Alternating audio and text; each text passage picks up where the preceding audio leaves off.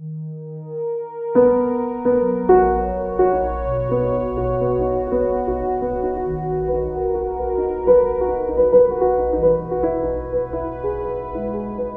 show's called The Breath Within, and it's based around a work that I made called The Breath Within Me.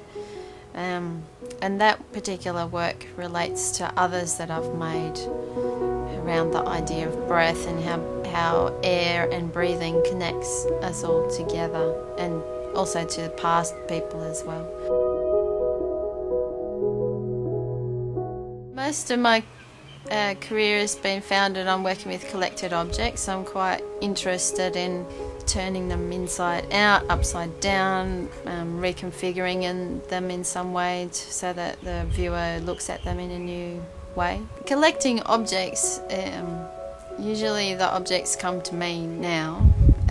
Originally I did, and I still do sometimes, but not so often anymore, go around the tips, and I do while I'm driving my car, keep, you know, my third eye on the side of the road so I can I can pick up things. But people generally give me things now because they know what I do and they're interested in what I do, and they're also even more interested to see what I actually do with that object. And so there's kind of, when they hand me the object, there's this anticipation. Here, I'd like you to have this thing and see what you do with it.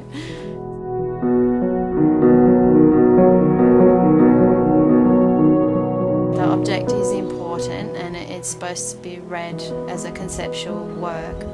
And so each object that I include in a particular work does have a relevance to the story or meaning or concept that I'm trying to convey. So the vacuum cleaner part that I used in the work called The Breath Within, it is meant to be there. A vacuum cleaner is breathing, a breathing object. It sucks and it blows, and just like we do in some ways. So bringing those things together is kind of, yeah, it's humorous to me, and I think it's humorous to other people as well. Within that work, The Breath Within Me, there's a piece of glass that is blown by hand by Nettie Blair of Canberra, and I found her, she's a master glass blower, and I said I'd like to blow a piece of glass that is the dimensions of my body, my rib cage, because it's representing my capacity for breath in a conceptual way, not in a physical way, but in a conceptual way. And so yes, she blew this glass to the dimensions of my chest. I've come up with this idea of calling my objects collected objects, and I don't often call them junk. And they're collected objects because I choose them purposefully. They're not random things. I also call many of my sculptures improbable objects. And they are improbable objects. They're odd. They're ladders that run up the wall and jump across to the other wall. They're chairs that have got their own volition. My interest in sport is quite a long one. I've made many works using tennis rackets and modifying tennis rackets, and I'm quite interested in the idea of objects having a life, or the suggestion of that objects have some sort of autonomy. And I started to make these tennis racket works that were a little bit weary, or retaliatory. They were quite violent in some ways. So yeah, it's the cricket ball ones that I've made for this show. They extend on from that interest. That there are many objects in our lives that we actually take for granted and we abuse, and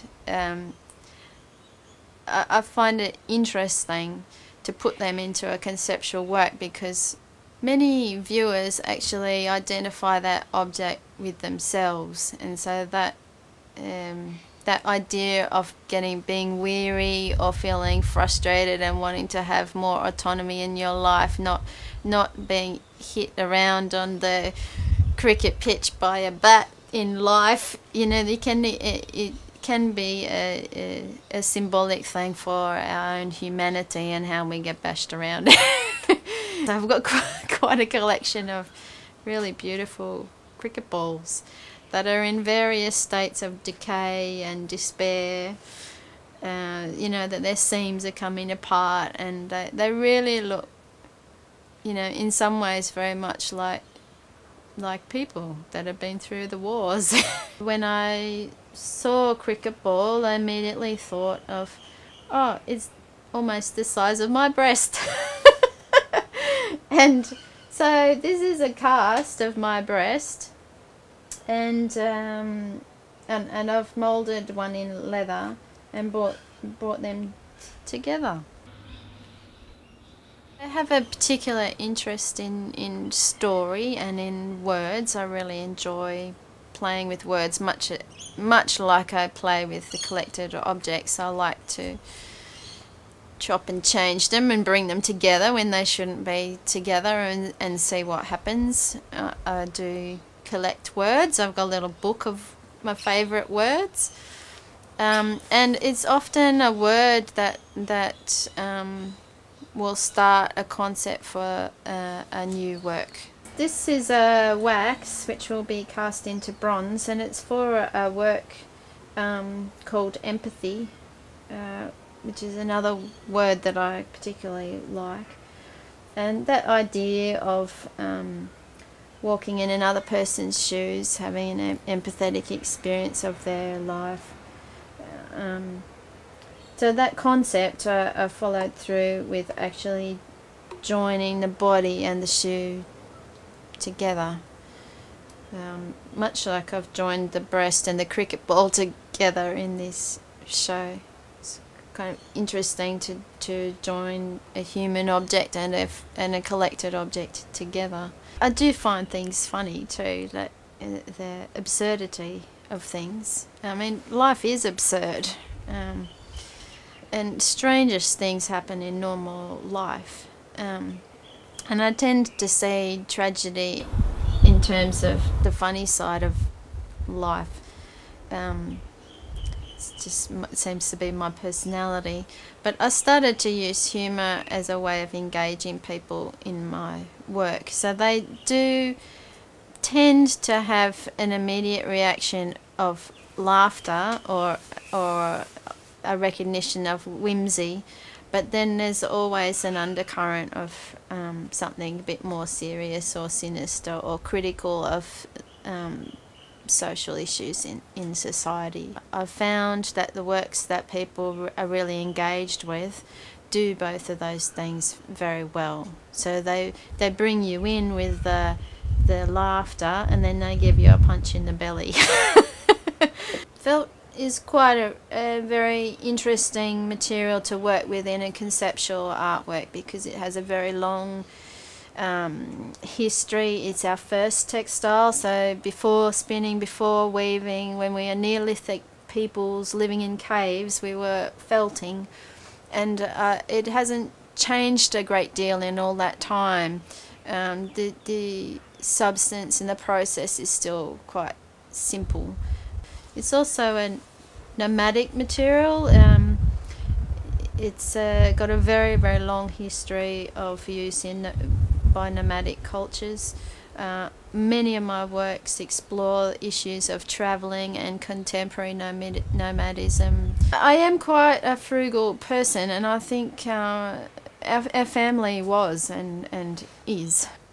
My nana, she had this lovely collection of cardboard chocolate boxes with little tiny bits of string inside collected. I'm not that bad, but I do enjoy recycling things and reusing things. particularly things that have already had some previous use or past life before. I like to reuse those things.